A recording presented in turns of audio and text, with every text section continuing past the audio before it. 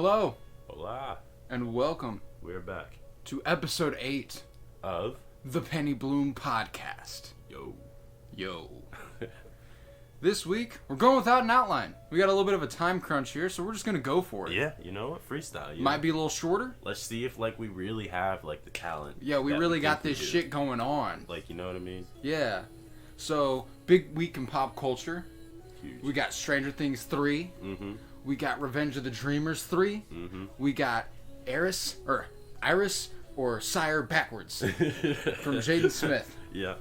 We got the new Spider-Man movie. I didn't get a chance to see it, but it came out. I didn't able to see it either. Yep. Men in Black International's been in theaters for a week. I watched it last week. How was that, actually? It was, I heard it was not, many people were not happy with the change in actors. They're just leave it alone. It was, I appreciate the dynamic between Chris Hemsworth and Tessa Thompson. Uh-huh. I think they work really well together. I think that the movie was... it was alright. It was entertaining. Yeah. I watched it and I was fine with watching it, but it was really basic in its premise. Uh-huh. It was exactly how you'd expect a family-friendly action comedy to go. Maybe that's what they're shooting for, though. It was. It definitely they was. Want parents to bring their kids because parents grew up during the original thing. Yeah, so that's exactly what they went for, and in that, they succeeded. Okay, fair enough. Yeah, so Men in Black International, not bad. I'd go see it. They Not make bad. a few jokes about women in black.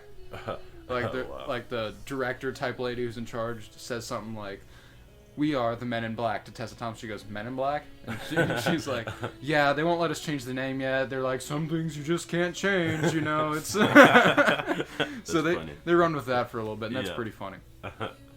But yeah, Spider-Man: Far From Home came out. Yeah, I heard that was an incredible I've heard it's movie. the best MCU movie that's been released. Yeah, which is a pretty impressive feat for a solo movie in particular. I'm also thinking though it could just be Endgame hangover. You know what I mean? People just kind of Marvel is the GOAT. They are the one and only to make good films. So I don't know. I'm sure obviously it's an incredible movie. I've not heard good things about one Marvel movie and them not be true. That's true. Yeah, Tom Holland kills it. Yeah, he is Spider-Man. He is Spider-Man, and he's with Zendaya. So third time's the charm. Yeah. Third time's the charm. They had to keep trying, but they finally got him. They finally found him. They got the right Spider-Man. Peter Parker. Gosh, I love Tom Holland. Yeah. My heart lies with Tobey Maguire. But Tom Holland's making his way there, Yeah, he's good at what he does. I feel like Tom Holland could be like Tobey Maguire's little brother. Yeah. And then Andrew Garfield is the weird cousin. Yeah, he's the weird cousin, and they're like, "Why do you hang out with us? Go somewhere else." I'm Spider-Man, and they're like, "Okay, just chill, sure. All right, I get it." Yeah. But yeah, Spider-Man. I love Marvel, dude. Mm-hmm. I love it. Yeah, Marvel's really good. They make incredible movies. They've built up. I kind of hate, the empire or whatever that you could say that they've built, the monopoly that they have over the movie industry. Just with Disney and everything, but yeah, and what sucks is every stuff. Yeah, they do a really good job, and the fact that they have this monopoly isn't necessarily a bad thing, considering that what they do is good. Yeah, but it kind of sucks for every other movie making company exactly. that's I would like the #1 movie in the world, but I'll never have it. Exactly. because Marvel and Disney will always have something out. And the way their schedule is set up is so that they maximize the amount of weeks that they have a movie eligible for #1 or whatever. So it's they like to stay on top. God, that's what she said. Yeah, she did say that. Roll the tape. You have now entered the Penny Bloom Podcast, hosted by none other than Colton Robinson and Tavares Pennington. I hope you are prepared for a show unlike any that you've ever seen before.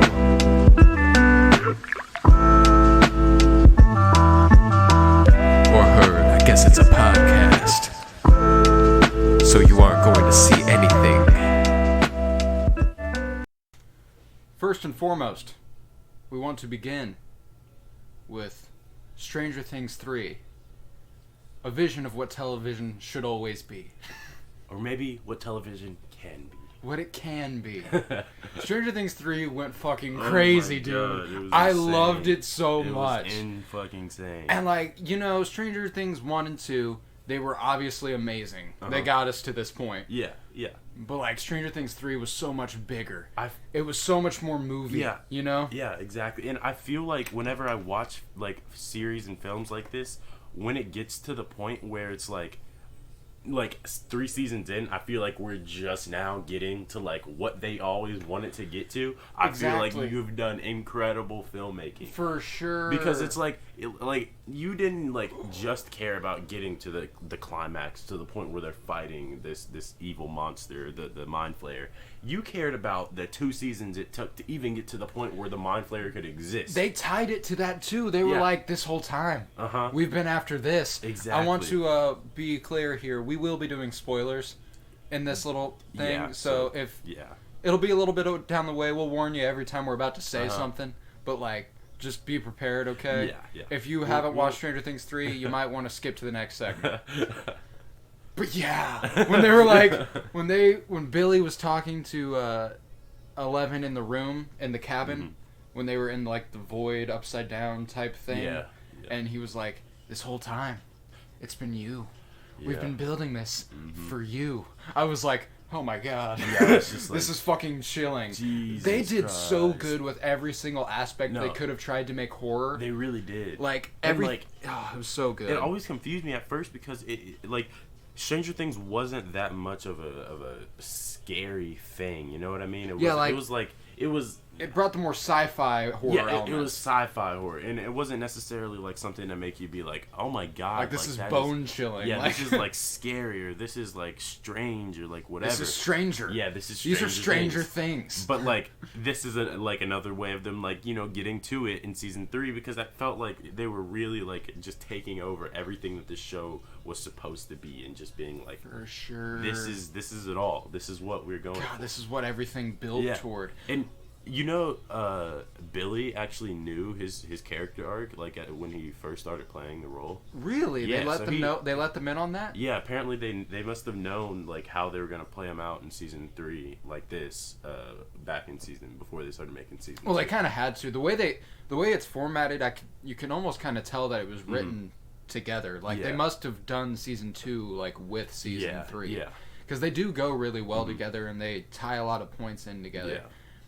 And if you look at it, it's like part 1 and 2 of a movie. Like, in terms of the villain growing to something even bigger and badder than before. It was just so freaking cool. Yeah. God, and the visuals this season were a different level. I talked about how in 1 and 2, like, it had some of the best cinematography. But season 3, dude, every single episode was like a 50-minute movie. Yeah, exactly. You know? Like, they had the budget for, like, these movie-type shots. What was your favorite scene? Oh, dude, I don't know. My favorite, right off the top of my head, in terms of cinematography, I think my favorite scene was when they were fighting the Mind Flayer in the middle of the mall with all the fireworks. Yep, that's it. That shit is beautiful. That was so crazy. Yo, I actually have a crazy We story. didn't warn them. That spoiler. Yeah. That happens. Spoiler. Yeah, that happens. But I like had just gotten home, like a little big. Had to finish like 30 minutes of the last 30 minutes of episode 8, and that's when like all that shit pops off. Yeah. And I was just watching that like in awe, like just like, this is magnificent. Like, what is happening? Like, this is crazy. Like, it's just like shit going off, and like they're fighting this monster, and I'm like, this is like I said before, a comic book. It felt like a comic book. This season was so much bigger. It felt so much more like a superhero movie. Like, it felt so much more like 11 was a superhero movie. And like, that didn't really like, I don't feel like that really came to light until this season, like how like what specifically her central role was as 11, as the only one with superpowers. Because it's like every time they get in some shit, it's like, oh shit, 11, come on. You know? What's funny is like, and they also did a good job in this season of straying away from 11 being the only savior every single time. Yeah, that's like, true. obviously she had to do the big stuff because she has superpowers. Exactly. But like, they even had like, I think it was in episode 7 when the Mind Flayer's at the cabin. Spoiler: Mind Flayer's at the cabin, and he's like reaching in from every angle, and he's like, and she's like all holed up, like spreading her arms out, like breathing hard as hell, and then she goes, "Wah!" and like rips their heads off. I was like, "Yo, this is crazy!" And then the shit shot in through the roof, grabbed her by the leg, and lifted her up, and I was like, "Oh fuck!" This was the first show since Game of Thrones that had me thoroughly convinced every character could fucking die. Oh yeah, no. I didn't. 100%. I like. There were several parts where I was like, "There's no fucking way out of this." Oh man, we don't even want to start. You don't even want to start me on the deaths in this show now. Dude, like, the deaths in the show. We'll get to it. Well, okay. Because there's still a lot going on there. That's true. So, but when that happens, he reaches in through the roof, grabs her by the leg, and lifts her up. They have Lucas, and all of them really team up to save 11. Oh yeah, which is really cool. Like they've never really had a moment in the past seasons. I don't feel like where they had to save 11 collectively. It was more like one or two of them would have like their little solo moment where they could save her. But this time, everybody was working together. Lucas came up and chopped it with an axe. Nancy was shooting it with a shotgun. Bro, Nancy and the shotgun. Like I love that they do that trope. Like since like because they've done this for a couple seasons now. Like where she's always the one with a fucking gun. Yeah, like, because there fuck out. It was like I think this was season 1 when they asked her like, "Do either of you know how to use this?" And they asked Steve and Nancy, and Steve was like, I don't know. And then Nancy was like, "I got it. Give it here."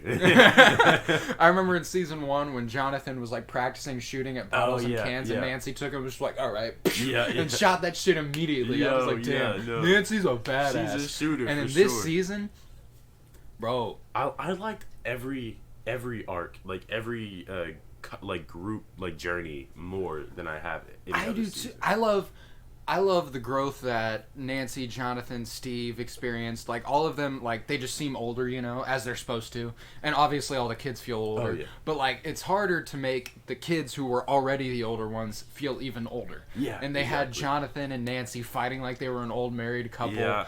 And they had Steve still taking his motherly role over the children. Yeah. And, like, I loved in the very beginning of the first episode when the kids walk up to Robin to sneak into the movie, and she goes, "Steve, your kids are here." I was like, that's awesome. Oh yeah, no, they had some gold going with Steve Harrington this season. Oh my god, Steve Harrington and Robin. Yes. Bro, give me crazy. just them in every scene. I loved them. No, they were really good. And what's together. funny is, like, right off the bat, I felt a much more like best friend vibe there than I did a romantic one. So when she started talking in like the 5th episode, where she was like, "Do you remember when we were in that class and I was obsessed with you?" Da, da, da, da. And she was like, "Do you even remember I was there?" And I was like, "Well, no, he doesn't remember you were there. That's how this shit goes. It's the 80s. It's an 80s high school." Yeah, exactly. So, and I mean, I was just kind of like, "Oh man," because I thought she was about to like confess a love for him. Me too.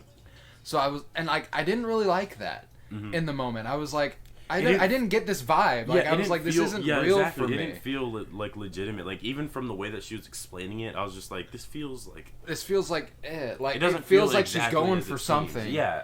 But like, I mean, obviously that was the point. Like, it was supposed to feel like she was going towards, "I love you, Steve," and not like, "Man, I'm gay." I love you, Tammy. I was gay and I hated you. You know. But I mean, like, I just loved their dynamic the entire season, and it felt so much more buddy-buddy than it did romantic, you know? I feel like that's what Steve Harrington's character is most useful for. It's like, because he kind of is like that, just like a cool guy who takes care of the kids, you know what I mean? Like, what's better than that than to just put him in a buddy-buddy situation with someone with another caretaker. Like, she could obviously take that role with Steve, and they could be the ones who watch over the kids every single time they have a little conflict here. Yeah, for sure. And like, just like in the specific context of the show, like they're like the sort of babysitters who like care, but they don't care too much. So because like when they're with the kids, they're gonna do what they're gonna do. You know, that's just what Stranger Things is written to be. So it's like they're the kind of ones who it's believable that they like keep them safe, but at the same time, it's like, God, we got to do what we got to do. Yeah. You know, like, this is our duty. We've saved the world like 3 times. And after they explain it to them, be like, yeah, so basically there's like Russians invading. We need to go stop them. They're like, they just look at each other and they're like, Russians? We probably should do something about that. Yeah. So like, I love that, like, immediately too, that Robin was just all in. She was like, I'll crack the fucking code. Jesus Christ. Just like, get out there, sling some ice cream. and I'll do this. Yeah, and then when all that shit comes together, and she's like, and blue and yellow meet in the west. I was like, oh fuck yes. Oh yeah. Robin being a badass, cracking a code in one day. I knew she would be on board just from like seeing how like her character. Hey dingus. Hey dingus. I love Robin, dude. Yeah. And another one of my favorite parts is when they're all drugged out, getting the shit beat out of them in the Russian base, and she's like, we intercepted the code. I cracked it in one day. A couple of kids who work at an ice cream shop cracked your fucking code in one day. You're stupid, morons. And I was just like, that's perfect. Like, as unrealistic as all of this is, they made it as realistic as it possibly could be. I know. And I love that's what they do every season, you know. And they did it on such a grander scale. Yeah, that I loved it. They did. I love the like when they were joking around. He was like, "Who do you work for?" He was like, "Don't you see what I'm wearing? Do you think I just wear this?" Oh my god! Like, he's like, I love when they were high, and he's like, "Scoops." Scoops ahoy. And they're both like laughing their asses off. Yeah. They're really funny. I love that. Like, it was such a weird thing. Like, I feel like they had them in that outfit the entire season. Like, they did. Yeah. It feels weird that they did that though. Like they just put them working at an ice cream shop and then had it start from there of all places. Well, they kind of had to. Yeah. I mean, it had to have been a place in a mall. Yeah, yeah. So like, no matter what, it would have been weird. But I feel like giving it a theme like ice cream, like something that's like has some life, not just like a clothing store or something. Yeah. It's pretty solid there. So I like that they did that and that they have like almost like a uniform for this season, you know? Like when you look back, like season 1 will be Nailbat Steve. Oh yeah. And then like season 2 will probably still be that, but season 3 is like Scoops Ahoy Steve. Yeah. And Dustin is Camp Nowhere Dustin because he's got that outfit on. He doesn't have his normal red, white, and blue hat. Susie. Susie, do you copy, dude? When they did this spoiler, when they do the singing at the end, just them two, I was like, this is so corny, but I fucking love it. Yeah, I was so confused. I was just watching that, like, are they like breaking out to a full song and dance right now? Like, well, when she was like, I want to hear it, I thought it was the little purring thing that Dustin did in season 2. I was like, oh, that's a cool little callback. Yeah. Then he started singing, and I was like, wait. I thought he was gonna go. Buh. That's like how everybody else is too. They're just like, what is happening? And like, I like how no one interrupted it either. They were all just like, okay. Yeah. They were all like, okay, this is actually kind of good. Yeah. Because it was. No, they both low-key had some pipes. They can sing. Not gonna lie. I was fucking with it heavy.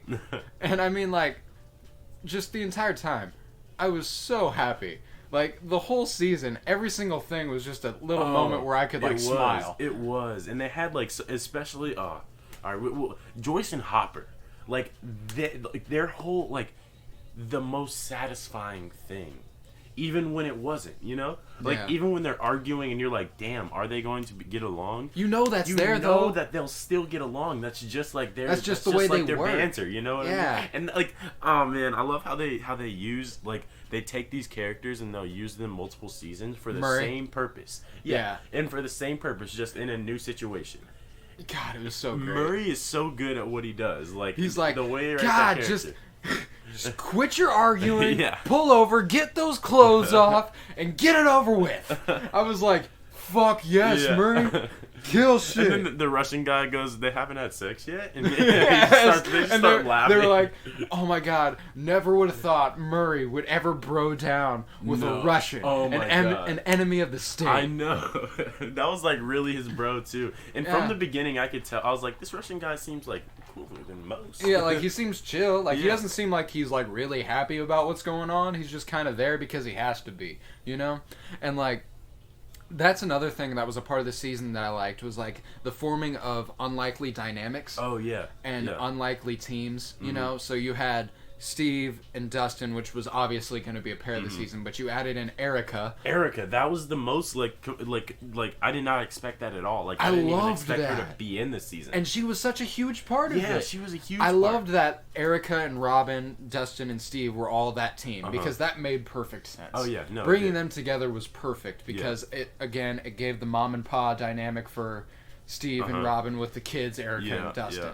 And then I also loved the team of Joyce, Hopper, Murray, and Smirnoff, or Alexei. Smirnoff. And then I love that it was the first season really where 11 and the kids like were alone in their fight. Yeah. You know, like they had their own because fight like while everyone else had their own fight. They would be doing their own thing. They would be doing their own thing. Yeah, and like you know, it was always that 11 and the kids had a grown up with them. Yeah. They always had Hopper or something like that, and they didn't this time. They had to fight the biggest problem on their own. Exactly. Yeah.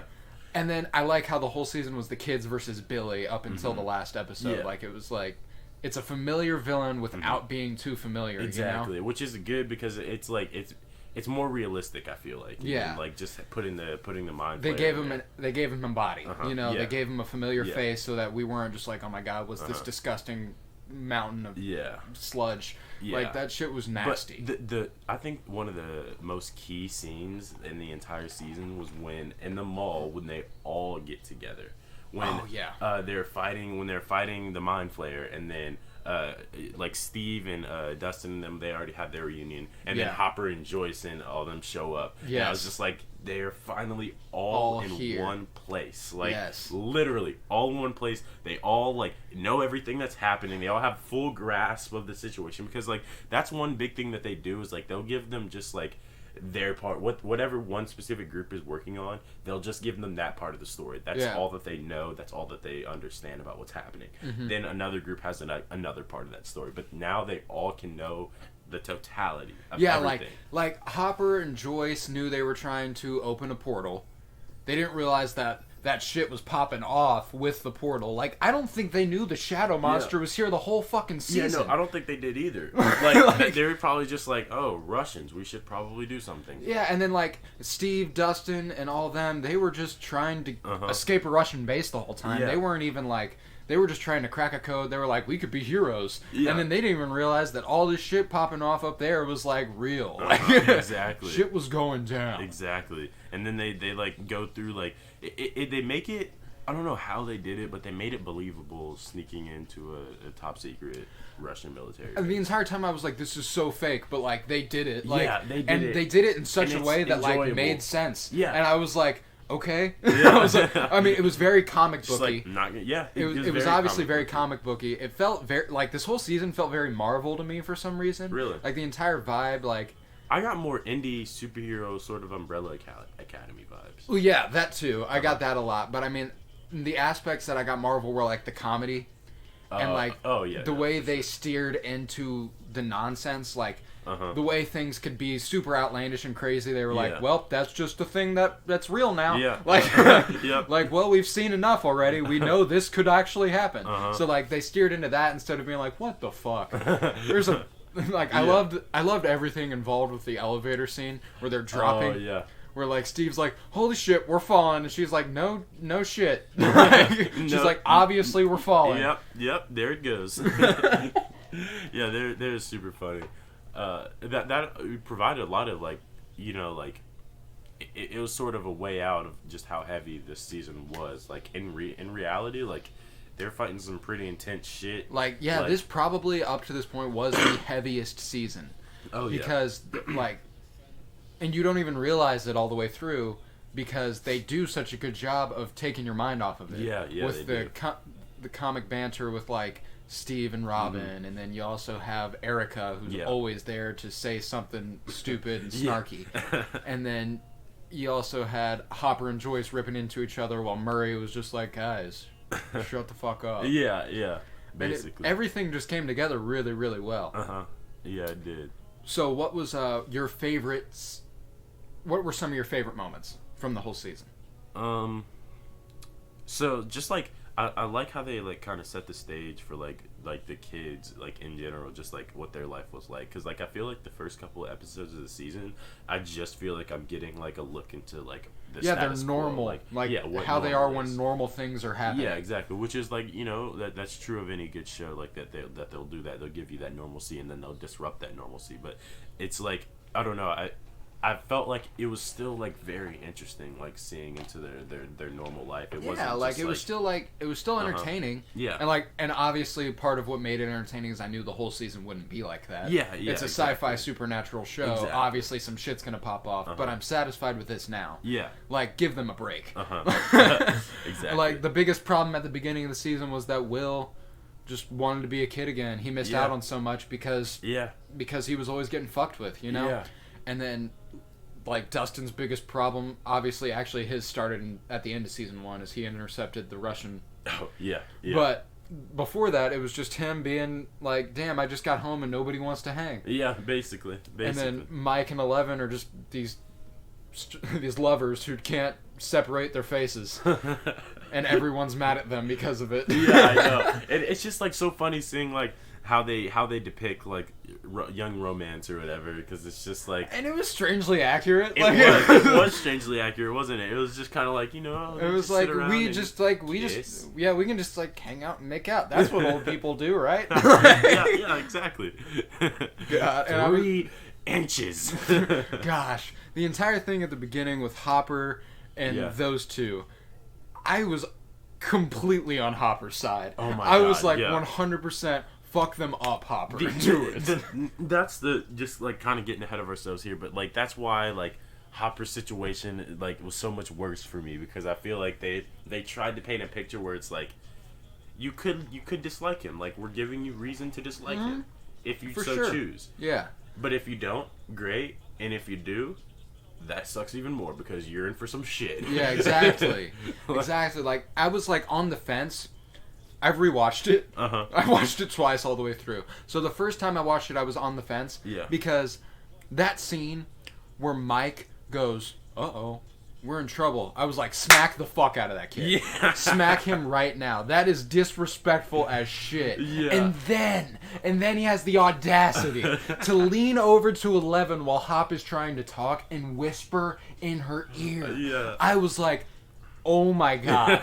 If I am Hopper right now, I'm throwing that kid through a window.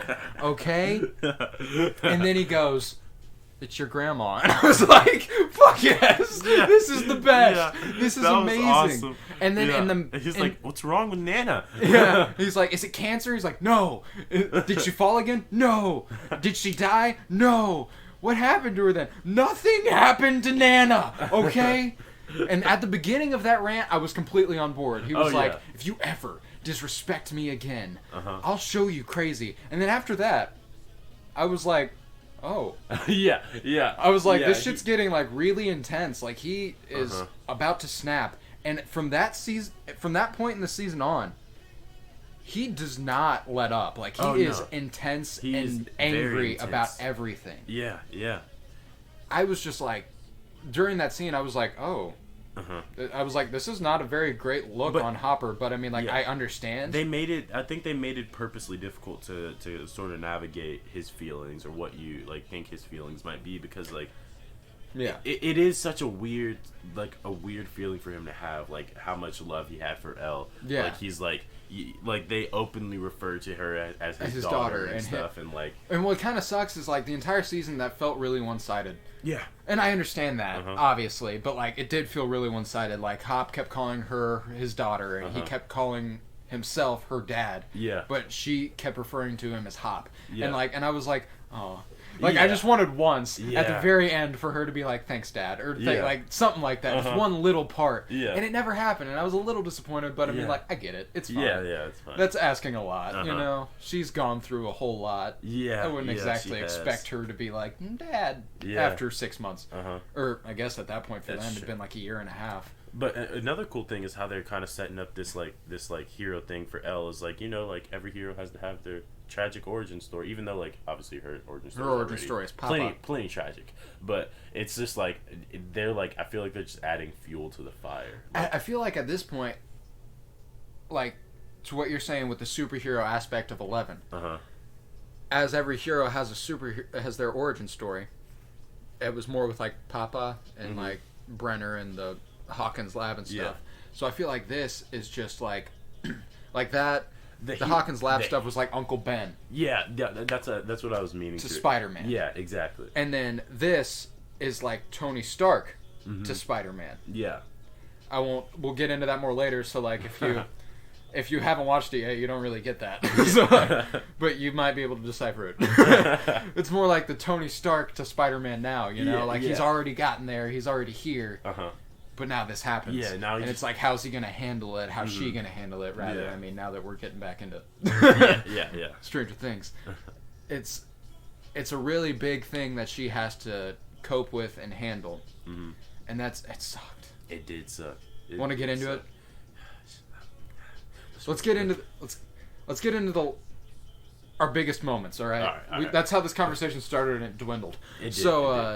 One of my favorite moments is when they get Billy locked up in the sauna. Oh yeah. That whole sequence. Yeah, that was cool. Where they get him locked up in the sauna, and he's like, "Please, Max, I'm sorry. This isn't me." I felt so bad for Max, like throughout this entire season, because obviously he's been a piece of shit. Yeah. But that's still her brother. Yeah, you know, there's always going to be that love. Every time, there was one of those situations with Billy in the sauna, you can just see the expression on Max's face. It's just sobering, because she's just kind of like, what am I witnessing? I know, and what I want to know is if at the beginning of Billy crying like that, where he was like, "Max, I'm sorry, it's not me." I wonder if that was actually Billy getting a moment to speak, or if that was the Mind Flayer suckering him into saying stuff like that. Yeah. And I like to think about it as Billy actually got a moment to say what he was actually feeling while the Mind Flayer was kind of controlling his body. You know? Yeah. And that makes it better at the end. Yeah.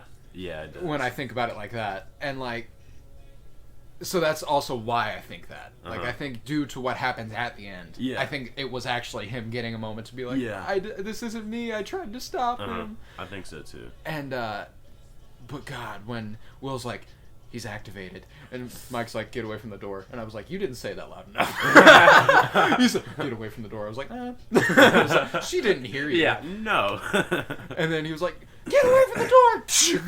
I'll fucking kill you. I was like, Jesus Christ. That was crazy. I was like, holy shit. Oh my God. There were so many intense scenes, especially for kids to be going through. I know. They're going through some traumatic shit. Obviously Will's been through some traumatic shit, and Elle's been through some traumatic shit. But the rest of them have lived a rather light life for what they've been doing. Other than Demodogs.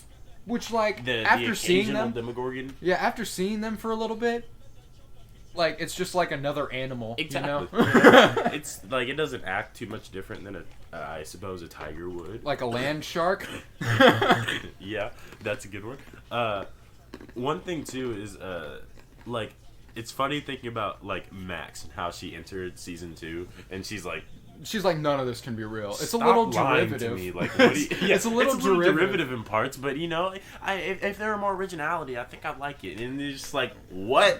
What are you saying right now? What's funny is I didn't think about it either, but that was also the writers plugging themselves into Max in that moment, where they're plugging in the audience, where they're like, oh, it's a little derivative, but I guess it's the critics of the show. That's usually the argument is it's derivative. These have happened before. It's not an original story, but it's pretty original, guy. It's pretty fucking original. There's just never been a show like this, I feel ever.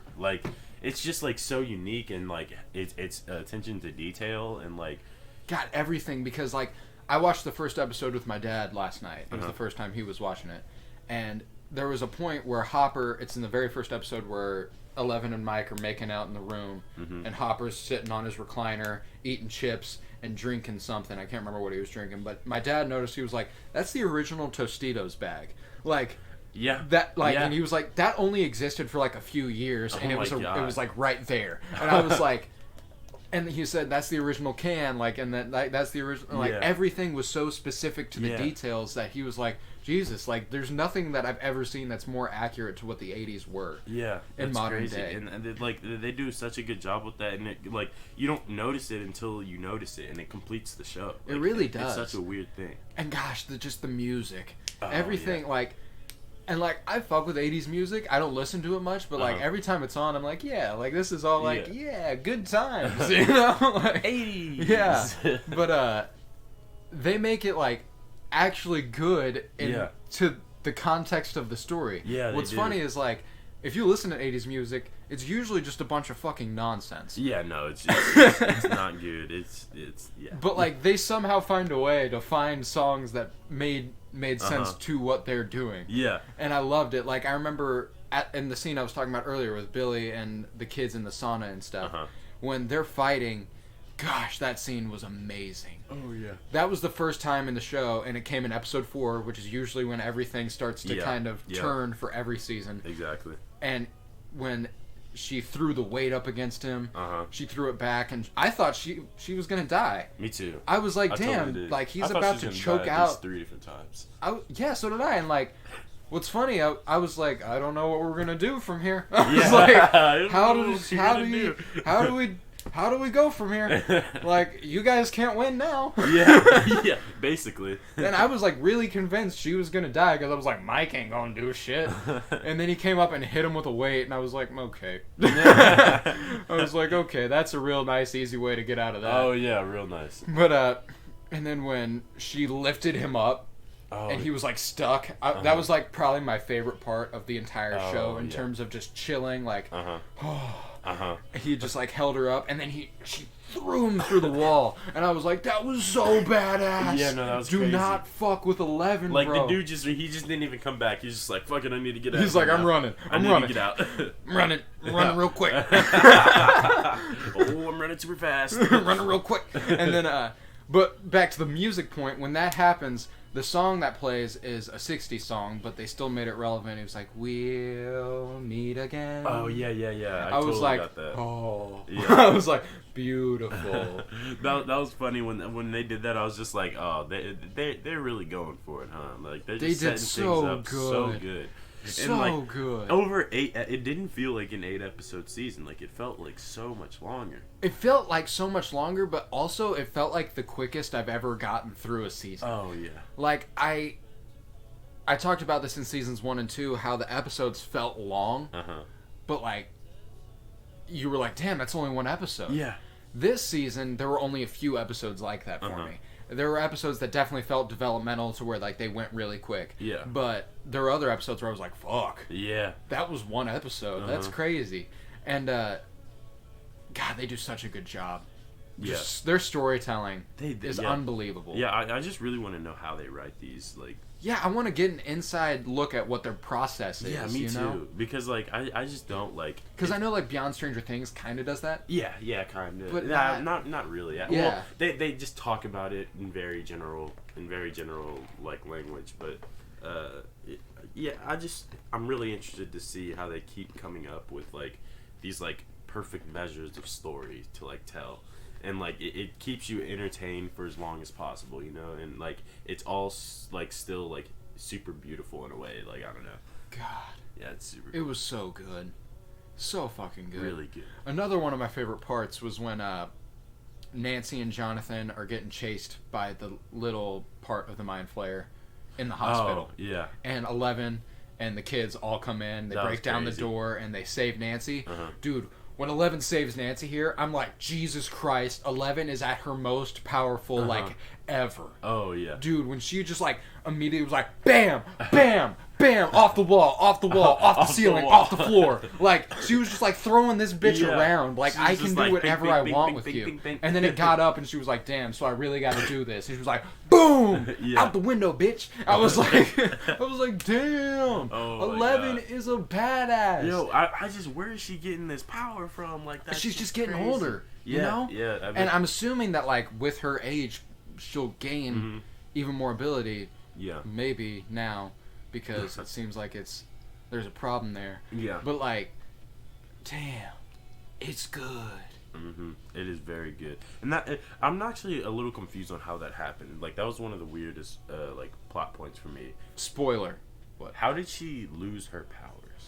I think it has something to do with the Mind Flayer having penetrated her leg. Okay, that's what I was thinking too. I think that's, like, I don't know what exactly. I'm assuming we'll get more into that. It is supposed to be like a looming mystery, I think, right now, like why that's happening. Yeah. But it obviously has something to do with the Mind Flayer having hurt her. Yeah. I'm really interested to see what they do there. I'm really interested to see where they go. Yeah, me too. Because I was kind of gonna be okay with it if they didn't have that post-credits cutscene. I would have been fine with it if they called it there. I knew they weren't going to. Yeah. Because this is a fucking cash cow. Yeah. But I mean, I would have been fine with it. You know, like they left it at a point that like it would have been fine to end it there. You know. Yeah. And so I'm really interested to see what they do with Eleven's powers, what they do with the new Demogorgon, what they do with Hopper clearly being the American in the cell. Like, I feel like he has to be the American. Who else would it be? Wait, you think Hopper's alive? Yeah. Huh. Because that last scene, I feel like if Hopper's not dead, or if Hopper is dead, then I really wish they wouldn't have said anything about the American in the cell. Yeah. Because then that just gives me hope that Hopper's alive when, like, his death scene was perfect. You know? Everything about that was just like, God, this is like, if it's supposed to end, this is how I want it to end. You know? Like, it came together good. I really wish he would have got one more thing with 11. He kind of did, but not really.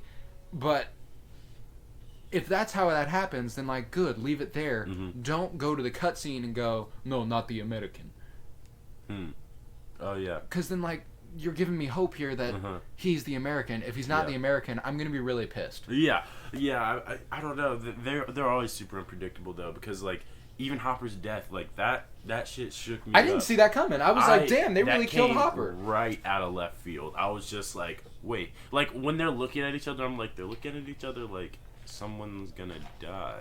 And then I was like, oh, wait, shit. They said, Hopper's they gonna said something about... die. Yeah, they were like... I was like, they said something about how, like, one person wouldn't survive if they were in there. And I was like, oh, shit. Yeah, and in that moment, I was just like... Oh, God. I was like, no. And you just see Hopper looking at Joyce, like, struggling to do it. And, like, I'm like, are they actually gonna make Joyce kill Hopper? Yeah. Like, the one to do it.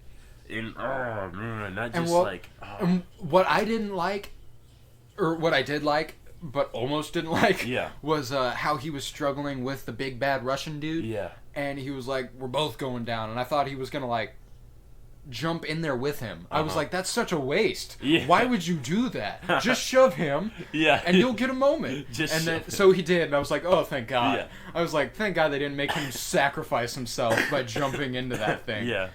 Oh. But then, like, I hated it, too, because they had him, like, win this huge fight with the Russian. And then die anyway. And die. Like, yeah. I was like, you might as well have had the Russian kill him. Yeah. I'm glad they didn't. This fight was of little consequence because either way, Joyce was going to pull the trigger and, like, they were going to die, both of them. God, get you a person that looks at you the way Hopper looks at Joyce. Oh, man. Bro, that last moment where, like, that glow was coming off on him and he was just, like, tears in his eyes and he was just smiling like, this is it. Yeah. I was like, bro. Fuck, man. Bro. It just tore me up. I'm still having a tough time talking about it. I'm like, Hopper, like, I just expected Hopper to be, like, a main character for a long time. Like, throughout the show. Yeah. And that's why it was so good because, like, now we're getting to a point where we don't know how long this show's going to go, but, like, the people on the show are very convinced it's going to go at least 5. Okay. At least 5 seasons.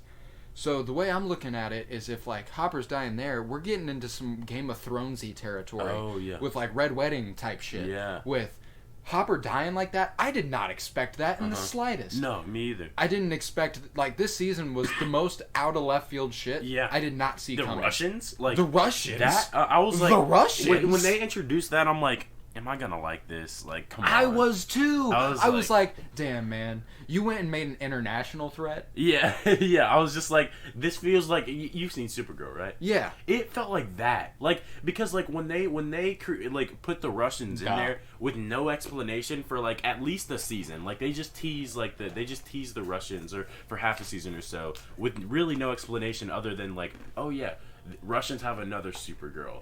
we're not going to tell you anything about why or how or what's happening. Yeah. Just know that we're going to keep showing you scenes where they're training up this Supergirl. Yeah, exactly. When there's obviously another Supergirl. It's just like, what is happening? And I was just like, this is so, like, the Russian government? Like, yeah, I was like, damn, man. Like, you really went this route. Okay, we'll see. Yeah, we'll see. We'll see.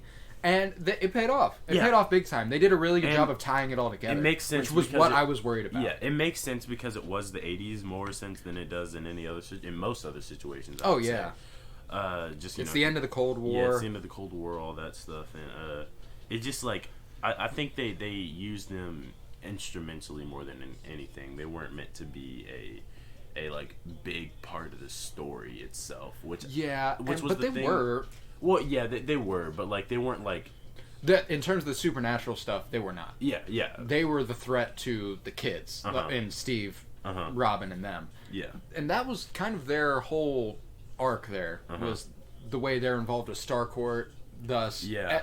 They did a really good job of making everything connect without making it, like, too hard to understand, you know? And I think it's just, like, their tendency to have, like, that real-world problem, that real-world, like... believable threat, and then also the supernatural Stranger Things. They did a good job of that too. I was like, I was worried. Like, I was like, damn, Russians. Do the Russians? We're even going know? this route. Russians, evil Russians. Yeah. Do the Russians even know about the Mind Flayer? They don't know about that, do they? I can't imagine they do. They obviously know about a different dimension. Yeah. They somehow manufactured a Demogorgon. Yeah. Yeah. Because I liked that little nod when Erica and Dustin are getting away, where Erica sees that big ass cage, and she's "How big did you say a Demogorgon is?" Oh yeah, that I didn't even get that until just now. Holy and then Dustin's like about 9 feet or so, and she's like, and then just looks away. I'm like, and like I didn't catch it till my rewatch either. I was like, oh my god. Oh yeah. I was like, they've had a Demogorgon here, and that's where it was. Yeah, they had a Demogorgon, and that's where it was. Yeah, that's exactly right. And they like, I feel like they also give a lot of ability to work with introducing new threats with the Russians. Yeah, they do. Like, and I'm thinking that, like, I mean, 11 has to get her powers back. Yeah.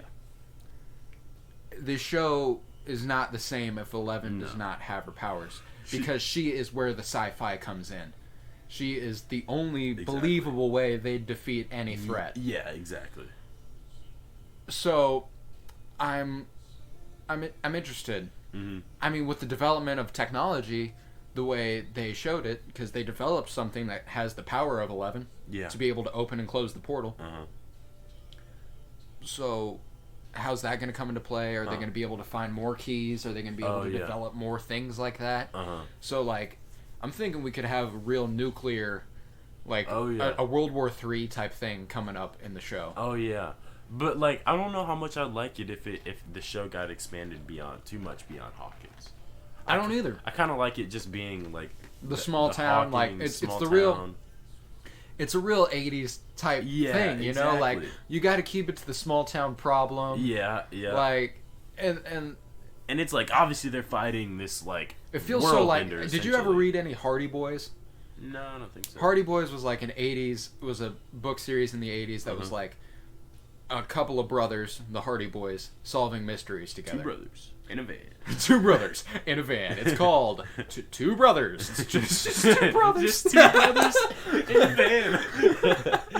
But yeah, it's just 2 brothers just trying to figure out, like, these different mysteries that all happen in the same small town. So, like, ever since this show started, that's been a really big vibe I've gotten from it, is the Hardy Boys. And it's like, and I like that. I like that little, like, small town threat, big world implication, you know? Like, and I'd like them to continue that. I don't want it to get too expanded, but it seems like there's no other direction to go. Yeah.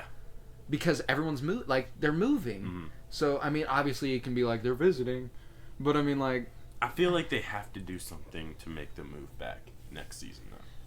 I can't imagine that. Did they ever say where they were moving? Not really. They didn't... Yeah. I just can't imagine them moving Will and Elle just for, like, story purposes moving them away from everyone else. What also sucks is they're moving away right before high school. Yeah. Like, if we're gonna get the real world stuff, and like maybe, I mean, I can't imagine Hawkins is a big enough city to have multiple high schools. No. So I think the high schoolers go to the middle school. Yeah, like it's like it's one of those. But I mean, I think they're moving out of city. Yeah. Because they're getting away from Hawkins. Yeah, that makes sense. So they're moving right before high school, right before Elle, Will, and all of them really get to live, kind of, you know? I mean, like, obviously they've been doing a whole lot, but I mean, like, high school, they're supposed to be together and have some fun. But it's like, for me, like, even in the seasons, like, you have to have the kids together. Oh, like, in some form. Like, if you cannot take away Will and Elle, like, you take away... That was another thing that I was, like, concerned about at the beginning of the season, was when Dustin wasn't with them. Yeah. I was like, this is weird. Like, this is why they are the kids. Yeah, like, they're supposed to be together. Exactly. And I felt like, I'm glad that they picked Will and Elle to be the ones to move off together. Yeah, they were always supposed to be the brother-sister thing. Yeah, because that was supposed to be Joyce and Hopper. Yeah, it was supposed to be them coming together, so it only makes sense that Joyce takes 11 in. Yeah. And Joyce has always been kind of that motherly figure there. Exactly. Like when in season 1, when she's like, "Save my boy," and she goes into the pool, little tank, and she holds her there. It's just cute. She's had a rough couple years. Joyce? Yeah. I'd say, bro, I mean, season 1, you got her son missing, child. Convincingly dead. Yeah. People trying to convince you he's dead. So confused, he's communicating with you from a different dimension. Through lights. Obviously, you might think you're going crazy. Yeah, exactly. Like, that has to be, like, so much. And then you finally get him back. Next season. Your son gets possessed. And your boyfriend dies. Trying to save your son. Great dude. Bob Newby superhero. Yeah. Exactly. Nobody wants him to die. Yeah, exactly. Like, I can't imagine. Just like a perfect person. And then she feels like she's the one who got him involved in all of it. Because, like, so she feels guilty. Yeah, she asked for his help and, like, he ended up, Dead. Season 3. Her kid doesn't really know what the fuck's happening again. But that's not the problem. Hopper dies. She is with one shitty dude, from what I can gather. Yeah. Their Will and Jonathan's father. Yeah. Goes to Bob Newby, superhero, dies. Starts to just, like, even There's a little think thing about the idea. She said, of Hopper. "Yeah, maybe we can go on a date next Friday." Has to, and then he died. Not even 20 minutes later. Damn. I am livid. Not even just died. She was the one to, like, cause him dying. Like, she was the one who had to pull the trigger essentially to kill him. Like, if that is not, like, the most, like, she was the strongest woman disturbing alive. Shit in your head, like, getting that flash forward of her just, like, cleaning the house and stuff. Oh yeah, she seemed good. Exactly. I thought you have to be the strongest woman alive to even be okay after these couple of years. Yeah, exactly. Even being able to pretend you're okay. Obviously she's gonna be dealing with that shit for a while. But I mean, I think I just walk around like, I just don't. I don't know. Don't talk to me. Everyone who talks to me dies. Don't talk to me. If you come near me, you'll probably die. Dies, or they are possessed by a huge demon spirit like from another dimension. Yeah, dude. Yes, no. I can't. Joyce Byers. She's really. They just need to let her take a season off. Like, just let her chill. Like Miss Wheeler. Like, she needs to be on her Miss Wheeler shit, drinking wine. Yeah, chasing after hot just guys, warming shit up in her microwave, chilling, watching some movies. You know, like, her biggest problem is why her husband won't answer the door. Damn, man, that's even more fucked up. There's just no way out of it with Joyce. Like, she's just she's sad sack potatoes after these seasons. Yeah, I mean, I don't. There's hope. She still has her kids. No, they've got to redeem and she got another kid. Yeah, maybe she'll enjoy that more. I feel like that'll be something, at least, like, to take her mind off things. I'm just really interested to see where they go. Yeah. Another thing that I wanted to touch on, how did you feel about Billy's death scene? That was epic. The best death scene. Yeah. That was epic.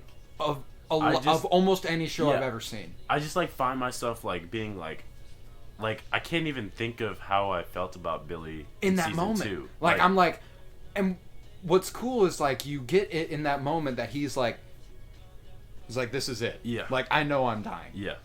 I'm just going to save everyone else. He's already... And you're like, dude, I cried my ass off during that scene. I was like, bro, Billy. I was like, Billy, you sucked the whole time. Yeah. And here you are. Damn. Coming through. Yeah.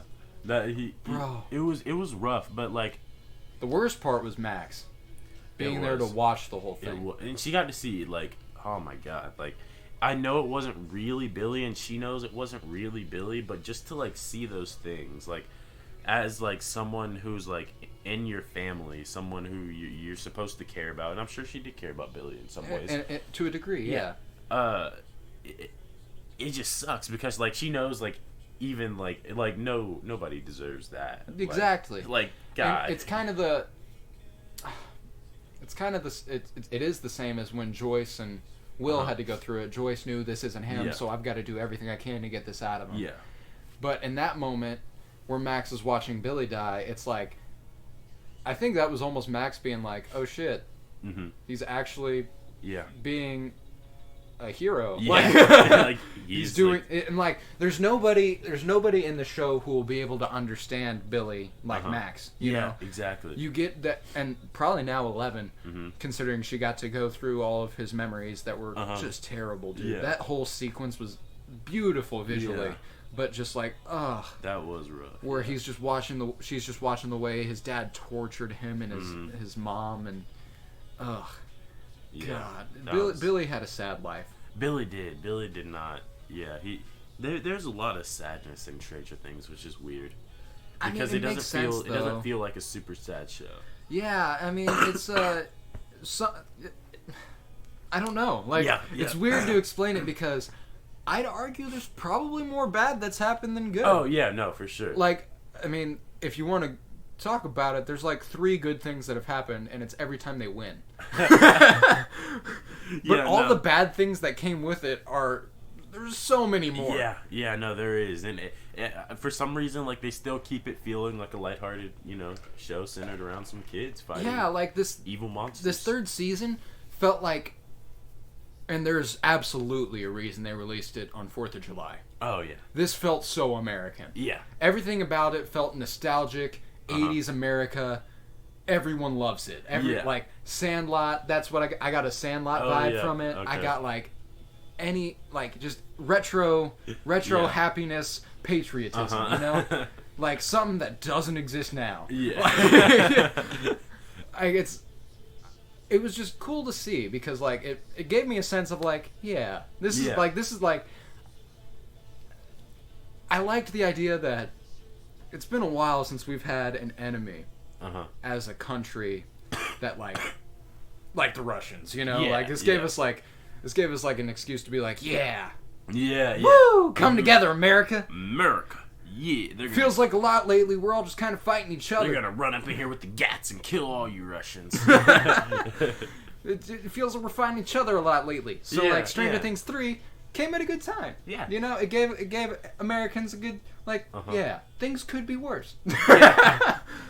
Yeah, which is on the contrary, not very derivative at all and very original. Yeah, it is, and I appreciated it. Yeah. I appreciated it. It made me feel like, why can't every mall look like Starcourt? That shit's beautiful. Like that's so aesthetically pleasing. It looked like the most stereotypical 80s mall that I've seen. Like, why can't every mall be a stereotypical 80s mall? I want that so badly. Why can't it just be the 80s actually? Oh shit. No, that's what I'm saying. It was for you. Yeah. I wish like it could like the cultural aspects without like, I mean, there's a lot of racism. It would just been interesting to live in that period. Yeah, that time period. Well, I was talking to my dad about it last night. He's like, what's funny is like when I was living in the 80s, it didn't feel much different than how I'm living now. Yeah. It's just looking back on it, I'm like, damn, that was the 80s. Like, I've lived through an era. Yeah, and I think that's probably just something that comes with time. Yeah, it like, does. It's just like, we're not old enough to really grasp what it's like to have lived, like, so long ago. Which is so crazy. Which is crazy. Okay, we're getting into a completely different path here. Before we get too deep into this rabbit hole, Stranger Things 3. Stranger Things 3. Great season. Fucking amazing season. Yeah, no, like that season 8 was, or episode 8 was the best episode ever. Like, period. Like the most big shit happens there. Oh, it was like it's the peak right now. Amazing. And I don't even feel like we've reached like the climax. Not really. I feel like I don't know. Because like the way you think about it is like it's obviously it has to get bigger. Yeah, exactly. Because that's the only way shows like this can work. Yeah. If the threat gets smaller, then it's just a step backwards. You know, you feel like I do feel like there's just like one more big thing, and then it's gonna like start like winding down the show. It's gonna have to. Yeah, it's gonna have to. It's the only thing that makes sense. Like I can't see this show going much further than 5. I don't think it should. I don't think it should. Yeah. I think honestly, if they go one more and they call that the one and done, cool. Yeah. Like I'd be depending on how it goes, but like I'd be fine with that. Like because I would have been fine with it this season. Like I said earlier, exactly. like there were the moments where like if they hadn't given the little thing where Eleven's powers are going away, and if they hadn't done the little cutscene at the end, it'd have been fine. Yeah, exactly. That'd have been the show. You know. And like these type of shows, they don't need like a ton of seasons to like do their job. Breaking Bad went 5? 5, yeah. Like Mr. Robot's another great show. Like that's like they're about to air their 4th and final season this summer, I think. So it's like big shows that with like long episodes, they don't need like 8, 9, 10 seasons in order to get the job done. Like just get a couple in and out. Yep. Good story. Amen. Next there goes segment. Stranger Things. Stranger Things 3. Fucking brilliant. Oh, brilliant. I just realized you put on those socks. Yeah. Next segment. Big music week recently. Huge.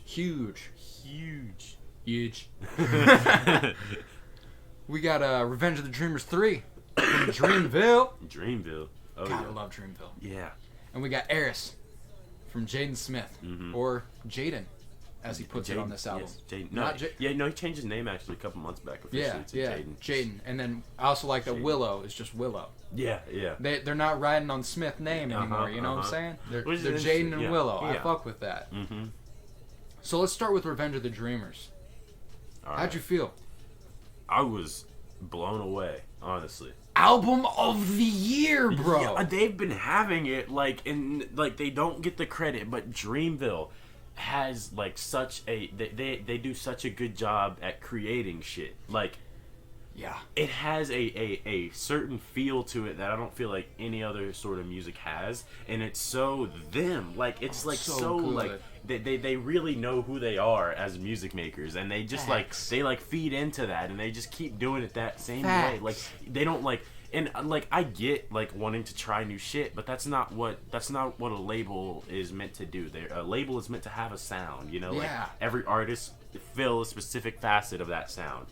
And that shit just works. It's perfect, bro. Holy shit. It is perfect. How'd you feel when you heard Kenny pop up? Yo. You heard Kendrick pop up on the first song. I was just like, of course. Hey. Of course. Yeah, I was just like, of course Kenny comes in for the hook. Like, he does that so often. Did you see Eve's tweet about it? I did not. He just goes, Kenny just pulled up to the studio one day just to chill, ended up doing a hook for us, ended up on the album. I was like, oh, shit. I mean, if Kendrick pulls up to the studio, you gotta figure out a way to get him on that. Exactly. You know? And it was nothing glamorous, you know, just a little, you know, little thing there. Not taking the shine away from what it was supposed to be, you know? Yeah, exactly. He's like, this is Dreamville's thing. And that's what Kendrick does.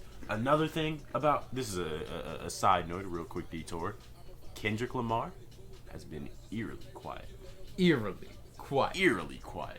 And for a while. It's been about 2 years. For a while now. It's been about 2 years. It's been about 2 years. Since his solo release. At the beginning of the year, we also did get a list of artists who were supposed to drop, and Kendrick was on that list. I think we might be expecting a Kendrick album in the fall. Or winter? I think we go fall. Think fall? Kendrick's a fall. He's put out albums. Good Kid, Mad City. That was very fall. Was that? I kind of get summer from. You from get summer? Good Kid, Mad Ooh, City. I get fall big time. I get summer from most of his albums, honestly. Summer and spring. Yeah. He's a warm weather guy for me. I don't know why. Oh, I got spring and fall. Huh. Yeah, I get the off seasons. Okay. You get because yeah. summer and winter, those are like the big ones. But then like the spring and fall are Mm-hmm. Okay, back to the album though. Yeah. Okay. No, that they did like. Excuse me. Just to start off, what were some of your favorites? Ooh, I made a little notes thing here earlier. And what's funny is, like, at the beginning, I was eager to put down songs. Yeah. But towards the end, I was like, oh, these are actually my favorite songs. Yeah. So, like, I put Under the Sun. That shit was really good. Under the Sun was good. Swivel by Earth Gang. I'm really excited for Mirrorland. Oh, yes. That'll be their first album. Yeah. Their first full-length album. I liked Sleep Deprived a lot. Mm-hmm. With Lute, Omen, Mez, and Davion. Mm-hmm. Self Love. Yeah. Was really good. Yeah. That's what I was playing last. and then my what might be my favorite, Ladies. Really? By That J.I.D. and T.I. one was good. I didn't expect the T.I. Dude, feature. I didn't either. But that combo fucking works. Exactly. J.I.D. and T.I. Bro, that shit went so hard. Exactly. And my favorite thing was like how like at the end of that track, like T.I.'s kind of like busting J.I.D.'s chops a little bit. Yeah. He's like, "Oh, nigga, if you ain't been hitting anything, like you don't know what any of this is about." Yeah. And they kind of do that a lot throughout the album, which like made this feel like a lot cooler as a project. Yeah, like, they make it feel just, like they're in the banter. studio. Yeah, like, exactly. They really do. Like on 1993. Yeah. That shit was probably my favorite. I think 1993 was like one of my favorites. 1993 was top 3 for me. Mm-hmm. My top 3, I'll give them to you. Okay. Ladies, no particular order. 1993 and Sacrifices. Okay. Sacrifices was so fucking good, dude. Sacrifices was good as fuck. Yeah. I think I'll go in my top 3. 1993 for sure. I gotta do Down Bad. Down Bad was just hard. You know, like, I'm kind of excluding Down Bad because of it being a pre-release, really, but it is definitely one of the strongest songs on this album. Down Bad was, oh my god, like if that came out like with the album, like my mind would have been blown. Yeah, it would have been blown. But that, and then also dropping the boat on Shacked in the food. I would really put Costa Rica in there, but just because like that was a pre-release too, I'll probably just go Rembrandt Run It Back. Rembrandt Run It Back, bro. That shit was hard. Like oh my god, I love J.I.D. Like I know J.I.D. shined the most. On this album, he did by like a lot. And in every situation where you put J.I.D. up to other competition, he always still shines. Like no matter what you say about his talent, what he can do, he does like the right things to always be like, yeah, I'm that guy. Yeah, like I will run this shit. Yes, exactly. And like nobody can do what he does. Like nobody can flow like J.I.D. flows. Like and so Wells Fargo was another one of my favorites. Wells Fargo was fun. That was just hype. because it was so fun. Yeah. And like just how they usually like what he's go, my lord, hand me the bazooka. Hello, my lord, hand me the bazooka. I was like, what the fuck are they doing? And then like to go in like they did on that beat, like so good. You know how fast you have to rap, like oh my god, dude. Like you have to be so good at that shit because like that beat was not stopping. That shit was like going. And I was just like, this is such a weird song for them to make. I robbed the Wells Fargo. Yes. Bro, I mean, Wells Fargo was such a good song. It was just so different, you know. Yeah, like, it was. And I was cool. It was cool to hear it. Yeah. Another one that doesn't really have any of the big names on it that I liked a lot was PTSD. Oh yeah. No, PTSD. I saw that Deontay Hitchcock feature. Do you know who that is? No. I know the name, but he was a dude who rose to fame because he was like one of the first dudes to blow up on spitting a freestyle in his car. Oh. With an instrumental playing over. He was like some of the first shit I ever saw people do that. It was always him. His shit kept popping off, and he got on a Dreamville album. That's crazy. Now, he's so fucking good. Let's get into this now. Like, did you see like all of the guest features they had and stuff? Mm-hmm. So I think it was 36, right? Yeah. 36 guest features.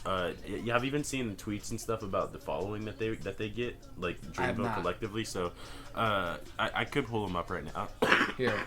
I'll go to Hip Hop by the Numbers. Yeah, it's on Hip Hop by the Numbers. But basically, like, there's like the total number of social medias, like social media presence that all of the artists, the 36 artists on the Dreamville tape had, did not exceed like the 21 that DJ Khaled had on his album. Yeah. So like, just looking at that, like the numbers that that Dreamville is expected to do are like much better than what Khaled did. Like, they're expected to actually go number 1 and stuff like that. So it's just like funny, like, seeing that, because like they picked very specific people, and I think they did a great job at that. They did a really good job. Here's some stats on Wells Fargo. So words per minute for each artist. Buddy, 360 words per minute. Oh my god, that's what pace he's spitting at. JID, 341.5. Johnny Venus, 350. Johnny Venus is half of Earth Gang. Yeah. And Guapdad, 4,340. Wow. Rhymes per minute, JID led with 180. Oh yeah, no. 180 rhymes in a fucking minute. Like, that's just what JID does. Like, that's 3 per second. Yeah. Every line is just that is 3 rhymes a second, like, bro. Oh man, like the way that when they do, I love those Genius like rhyme things where they'll like where they highlight the different ones. Yeah. Because like it's so cool to see that, like, how long these rhyme schemes are and like everything that they're doing. Yeah. It's freaking brilliant. Yeah, no, it was incredible. Sunset was also a good track. That was a really good track. Sunset with J. Cole and Young Nudy, like just those two, like I was very impressed by like what they did there. I feel like J. Cole had, like, I don't know how he does it, but he has like this like father figure type like position on every track that he gets on in this. I know, because like there was a part where like Omen, I think, says something like, I remember talking about signing to Cole, like something and I was like, like all these dudes like looked up to Cole. Exactly. And that's like really fucking dope. Yeah, like Kaz, JID, Boss for sure. Like these were all people who like J. Cole like did his shit. They were watching, and then he started his label, and he's like, you know, come on. Yeah, come on. We got this shit. And like that's like super cool that he did that. I remember hearing. You watched the documentary, right? I have not yet. You should watch. It's only like 30 minutes. Okay, I definitely plan on it. I think it's on YouTube, but and part of it, I think this was in that actually. I don't know. I saw this somewhere else then maybe. But J. Cole was talking about how he felt like he wasn't like getting. He was so when he first got to the sessions and stuff. He was so like focused on like making sure everybody else was like, you know, had what they need, was like doing what they were like needed to be doing, and like, you know, everything was good everywhere, that he wasn't like able to like sit down and like make any music himself. Yeah. So he was just like, I just had to like basically like lock myself in a room and just start putting out verses and shit. Yeah. And I'm just like, it's cool thinking like that's how they make music. Like they just sit down in a room and then he comes up with his verse on Under the Sun. Like, like what? Like that's just crazy. Like, you're just able to produce that shit. Like like you're just like. Yeah, you're just like... You're just regurgitating creativity? Yeah. Like, yeah. You're just like, oh, here's this fire verse, I guess. Dude, it's so good. Yeah, no, it's really good. I like the album art a lot, too. It's super, I do, too. It's simple, but it's really good. It's really cool. It's memorable. Like, yeah. They did I think J. Cole on Sacrifices might be my favorite we've ever heard J. Cole at. Really? Yeah. Just like the combination of his verse, and then when he like starts like that singing, yelling thing he's doing, where he's like, holding the black. I'm like, oh, this is so good. He's really good. He's really good at like playing with his voice, and he doesn't do it much, just because like I feel like he's not super confident in his voice, but like he got the pipes, you know. He can do a little hugging something. Hugging the black. Okay. I had nowhere to go. She gave me a place to stay. I was like, oh, this is so good. Yeah. Was there any other notes you had about? No, I think that was it. You want to talk about ERYS? Yeah, I'm totally cool talking about ERYS. I think it's ERYS, but I just always say ERYS. Just natural for me to say ERYS. It might be ERYS. Yeah, no, because he pronounces it ERYS. Oh, he does? Yeah. Okay, ERYS it is. So, standout tracks for you on ERYS. Man. N and K, the back end of the first 4 songs. like, and this is just like it was on the last album. Oh yeah, because I remember. I don't know though. I think L was my favorite. Oh yeah, no, that's true. No, yeah, the first two I don't think they were as like grabbing, but they were still good because, dude, the way they flowed into each other, the way P flowed into I was so fucking dope. The way all of them flowed into it was beautiful. This is like if Igor was like purely hip hop. Oh, the way that the way that they all flow together. Yeah, it definitely felt like that. Yeah, I liked Summertime in Paris. Summertime. I mean, I knew when I looked at the track list that Summertime in Paris was going to be my favorite song. Exactly. He does a good job of naming songs right. Like, he's just like... It said Summertime in Paris featuring Willow. I was like, okay. That shit's about to be beautiful. It's like play this on a mountaintop at sunset. Like, yes! You read that title, I was like, this is my favorite. I'm going to play this on a mountaintop at sunset. This is going to be fire. Like, it can't not be. But Blackout and Pain were both like Pain started playing, and I was like, of course the song named Pain is gonna be fucking beautiful as shit. Like, there's just the back half. Yeah, the whole back half of this album, which is incredible because on Sire I hated the back half. I absolutely hated the back half of the album. Yeah, I didn't like. I mean, I didn't hate it, but like it didn't stand out as much. Yeah, exactly. Like after Watch Me, basically, like I was just kind of like. I listened to like The Passion and George Jeff, but other than that, I didn't really like. Even before Watch Me, really after Lost Boy, I guess, because after that was just Batman and Icon. Yeah, but dude, the back half here, you got Blackout, Pain, Chateau. How'd you feel about Chateau with ASAP? I liked it solely because On My Own too. I forgot to mention that, but oh yeah, for sure. Chateau, you actually saw ASAP Rocky rapping. Which, that's all I really wanted, because he was on, what was it, Breakfast? Was it just called Breakfast? He was on Breakfast, but he was talking. Yeah, but he was just talking. He was like, yeah, exactly. I remember I was listened to that track like 4 times, and I was like, this has an ASAP Rocky feature, but I don't hear an ASAP Rocky verse. And he just talks. I was just like, wait, is that just him in the background? I'm like, oh my god, why is he featured? But I was just glad because he rapped, and like it wasn't bad. It felt like it'd been a minute since I heard ASAP spit too. Yeah, it definitely had. Yeah, that was great. The next track was On My Own with Cudi. Yeah, I mean, Jaden Smith and Kid Cudi. What's more to expect? What's more to love? What's more to want? God, it's beautiful. It was just perfect. Yeah.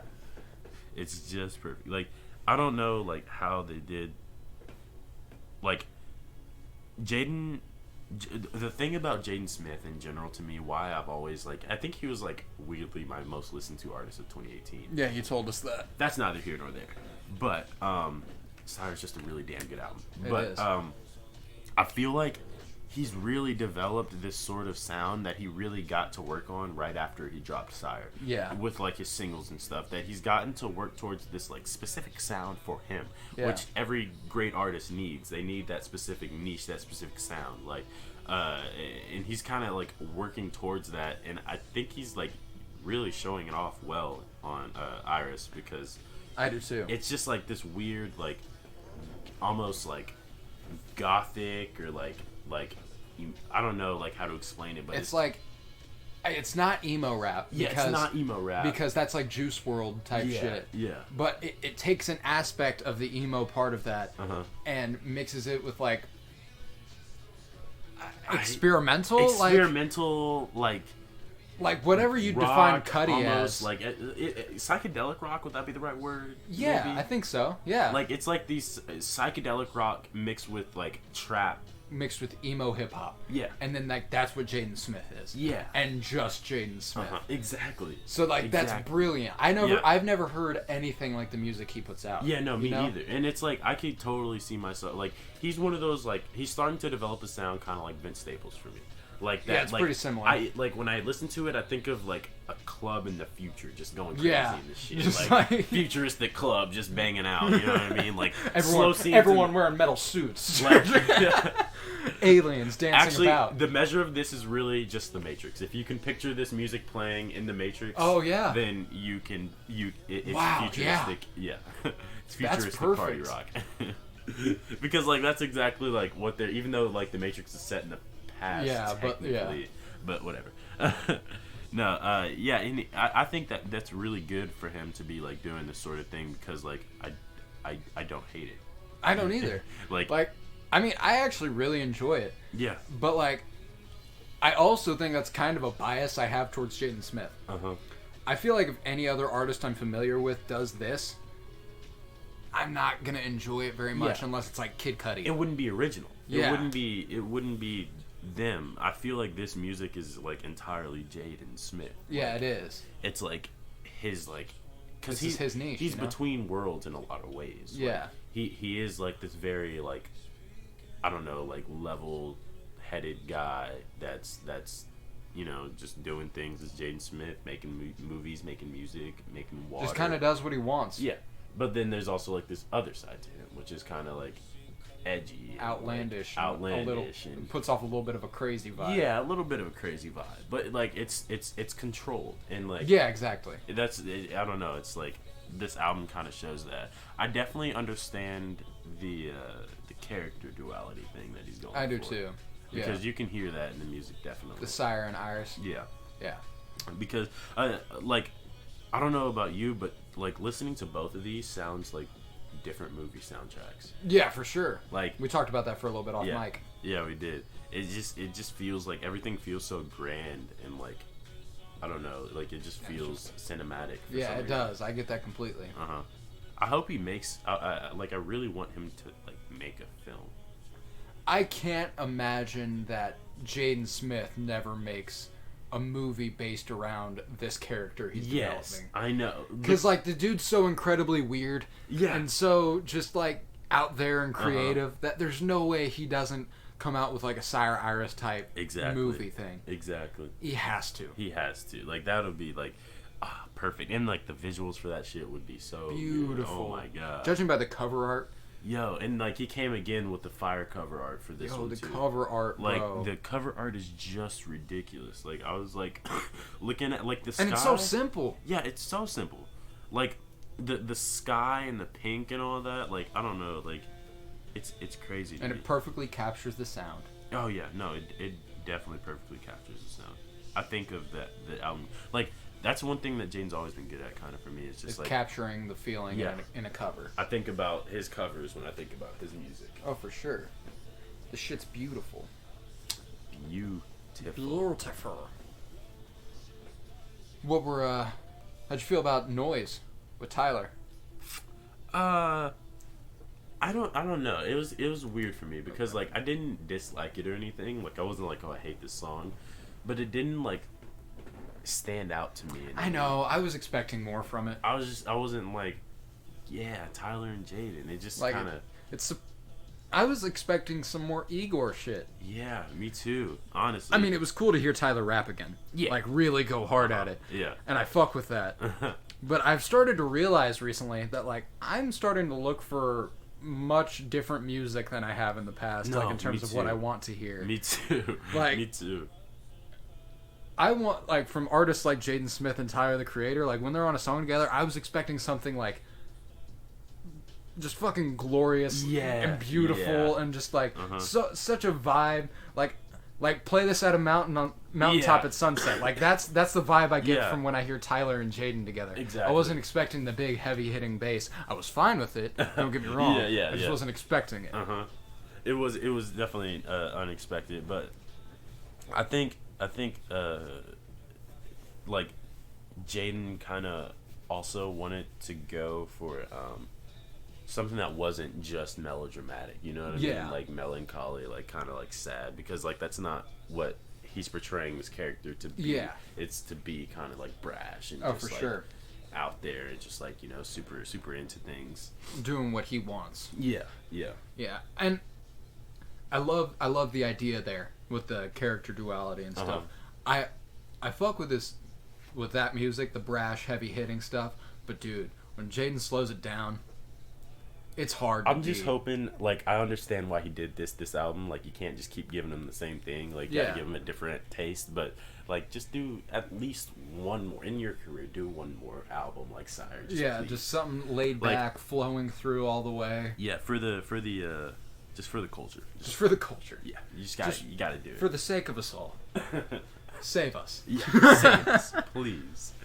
No, and I can't wait for the music videos because his music videos are so usually dope. like really, really telling. Like, Yeah. And it's weird because I'm pretty sure he put out like his Batman music video or whatever like months before, like a long time before Sire came out. Yeah, he did. That was a really weird arc because I think he put out Batman like that was like his first song. Yeah. Like to lead up to Sire. Yeah. And like people were just like, what? What? Bishwe? Like, why are you? No, you're not. Why are you're you not Batman? You're not Batman. You're Jaden Yeah. Smith. No, but yeah, ERYS was a fucking great album, dude.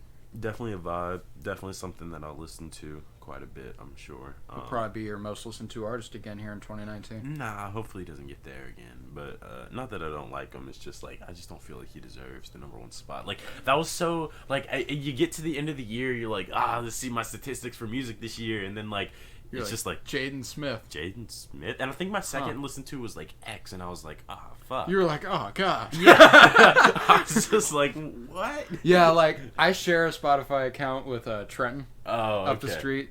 And so he listens to Spotify a lot more than I do, but every once in a while, like when I'm playing PlayStation specifically, I'll turn on Spotify through the PlayStation. Yeah. So my most listened to artist at the end of the year was Drake. And I was like, oh no. Wait, do they do it for Apple Music too? No. Oh, but okay. Spotify. That like Yeah. the Spotify Yeah. aspect of it was like Drake was #1 and 2 was X. And I was like, oh no. God. What have I done? And I was like, Trenton, do you use my Spotify? And he was like, yeah. And I was like, oh, thank God. Oh, thank God. I was like, oh, thank God. You're It's like, not me. Makes so much more sense then. No, I'm hoping for a Tyler or an Earl this year. I could be down with that. Yeah. Like #1 or so. I think Tyler is definitely my #1 listened to so far this year. Yeah, no, this year definitely is. I've listened to Igor a ridiculous amount So of many times. times. So many. Just a damn good album. Oh, so good. So yeah, big week. ERYS, Revenge of the Dreamers 3. Great music. Great music. Quality shit. Dreamville doesn't get a rap album of the year nod. Like, at Given- least the nom. Like, Yeah, given what we've seen this year, if they do not get a rap album of the year nod, the Grammys fucking hate J. Cole. Yeah, no, they do. Like, If oh my god, it's so good. Like, and they do something that's so East Coast. We talked about like East Coast versus West Coast sort of music. Yeah, and it's like each of them has a different sound. Like they have a particular vibe that they get at, and like the East is more like hip hop oriented, whereas the West is more oriented on kind of like this feeling, like this like bounciness or whatever. They do the bars and they do like the feeling of East Coast so well. Like it's just incredible to me because I don't know if it's like the artists that they pick, the producers or what, but like it's a culmination of it all, man. Yeah, no, they created a complete and holistic project. Like that's fun to listen to. It's brilliant. Yeah, It was brilliant. Dreamville, J. Cole, Boss, Bozzy. Ebe, Yeah. Kaz, JID. Let's just list all of them. Shit. No, Oh, I'm just kidding. Oh, shit. We also got Jaden Smith. Jaden Smith, yeah, he put out a Quality albums. Quality album. Quality albums.